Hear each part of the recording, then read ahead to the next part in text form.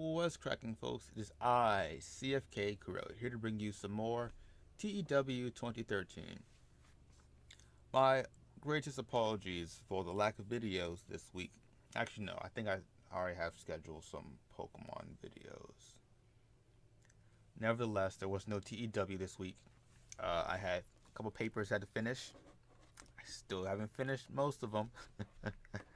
Procrastination, you are a wonderful person. Anyway, let's get on to today's show, which is a bit late, but nevertheless, it is here.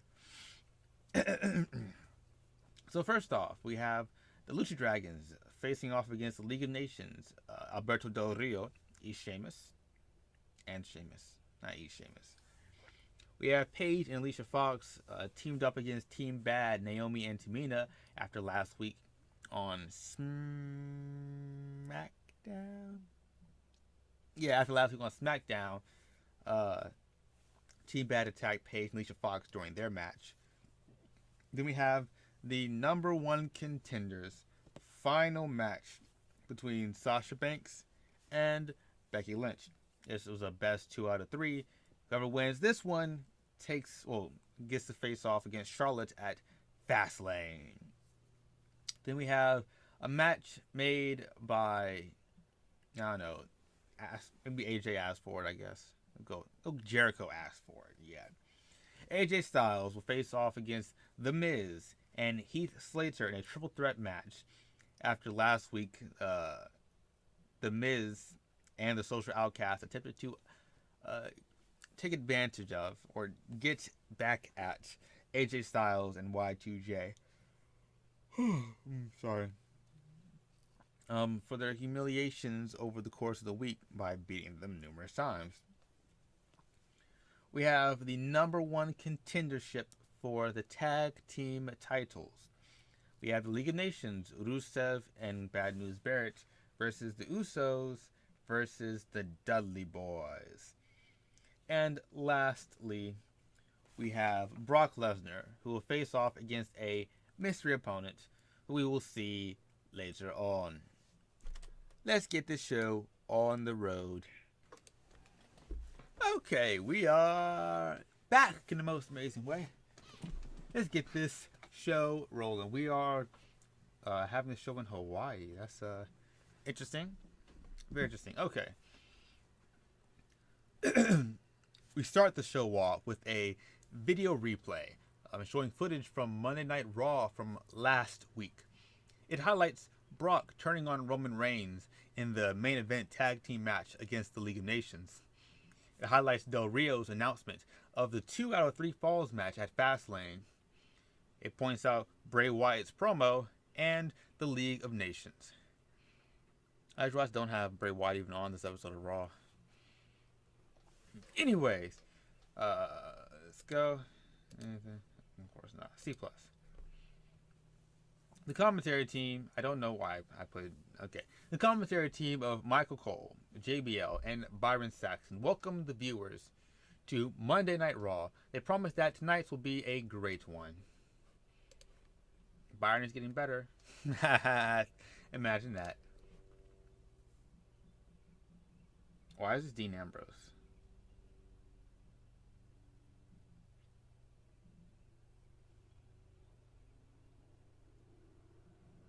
Why is it Dean Ambrose? It should be Bad News Barrett. No, it should be Del Rio. I put Del Rio. I put D for Del Rio instead of A for Alberto. Whatever. After the Lucha Dragons get into the ring, League of Nations, ignore this face. That's not Dean Ambrose. The thing that says Dean Ambrose that's fuck. Well, Del Rio says Sheamus mic'd up. Del Rio says that he's been going at things the wrong way. He's a big dog. Kalisto is a chihuahua, but that doesn't mean he should treat him like that. He kind of puts Kalisto over by saying that he has to fight him with everything that he has because he knows now not to take him lightly. But he promises that he can stand toe-to-toe with him. Sheamus ends Del Rio's speech with the fellas, and the duo heads to the ring. That's not Dean, it's Del Rio, and by Del Rio it's Alberto Del Rio. Fuck. Alright. night. Sin Cara and Kalisto don't work well as a team.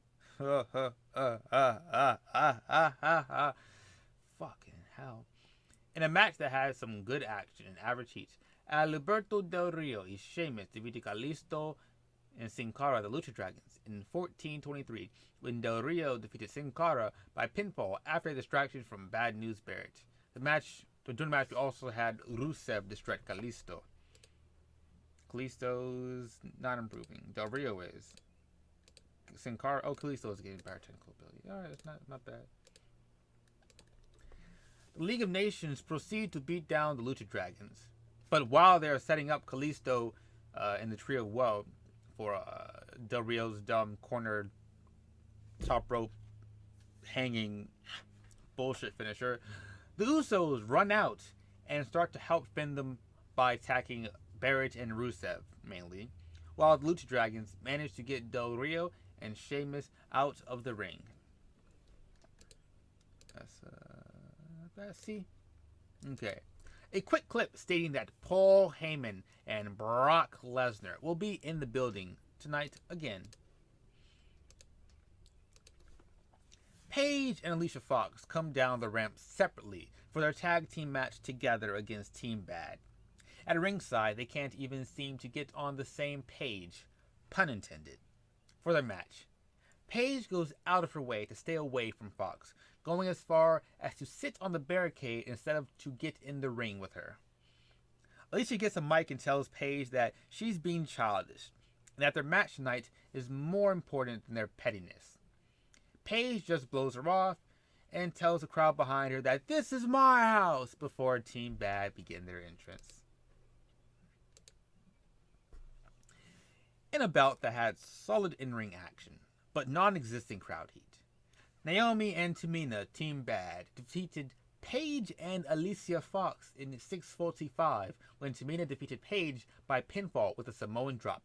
During the match, we also had Paige turn on Alicia. More specifically, what happens is that Alicia Fox is trying to tag Paige in.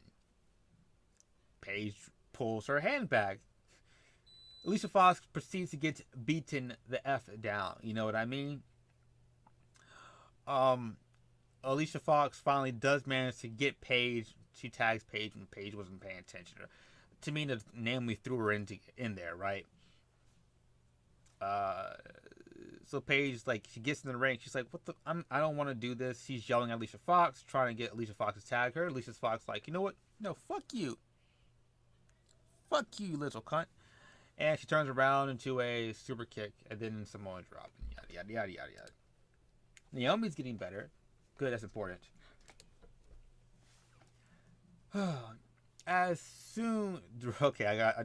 Ric Flair did not go well without the scripts. Just gotta point that out. As soon as the match ends, Charlotte and Ric Flair head down to ringside to watch the number one contenders match next. Naomi and Tamina bump into them on their way out and motions for the belt. The Flairs just woo until they get to their seats. Maggle Cole asks them a few questions about who Charlotte would rather fight, but she buries. I should put berries,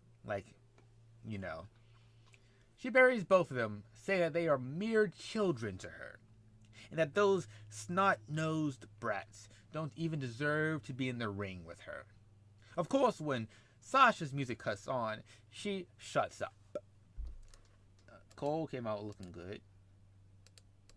That's not what I needed, but alright. In a bout that had solid in-ring action, but non-existent crowd heat, Sasha Banks drew with Becky Lynch in 10:02 following a double countout. Simply put, they brawl, and it goes out the ring, and it stays out of the ring. After the match, the camera pans to Charlotte, who has a look of absolute horror on her face, and Rick, who is just standing beside her, just dancing and woo, woo. That's Ric Flair. That's all he does. He's great. Backstage, AJ Styles and Chris Jericho are preparing for AJ's match tonight against the Miz and Heathy Baby, the Red Mongoose. Oh yeah, yeah. Look, could well AJ is getting better at acting. B minus segment, pretty good. In a match that has some good action, but not much in the way of heat, AJ Styles defeated The Miz and Heath Slater in 11:45 when AJ defeated Heath Slater by pinfall with the Styles Clash. The Miz is getting better at performance skills. That's nice. New Day rocks. New Day rocks. Okay. The New Day enter out. Enter and or come out. Enter out. Exit out. Enter, exit out of the ramp. Exit from down the ramp. Whatever. And join the commentary team like the Flairs did earlier in the evening. They're having a giggle, mate. With clowning Byron Saxton and agreeing with whatever jive JBL is bringing. Cole again asks who they would rather face, but the New Day haven't answered. They say the Dudley Boys because they're bald. Cole is stumped as to why that matters.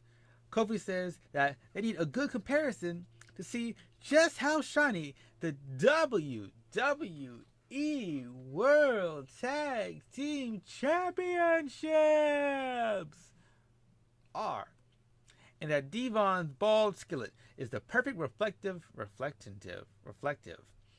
perfect reflective surface. They start to go nuts with laughter before the Duds start their entrance and before long the match begins. X is not looking good in these segments, but X gonna give it to you. In a match that has some good action, but not much in the way of heat. Rusev and Bad News Barrett drew with the Usos and the Dudley Boys in 8:56. How do you eliminate? It's not an elimination match. Just trio, just whatever they drew. How they draw again? And why is it elimination? It should have been elimination. Wait, did I put him for a draw? Hold up, let me check my notes real quick.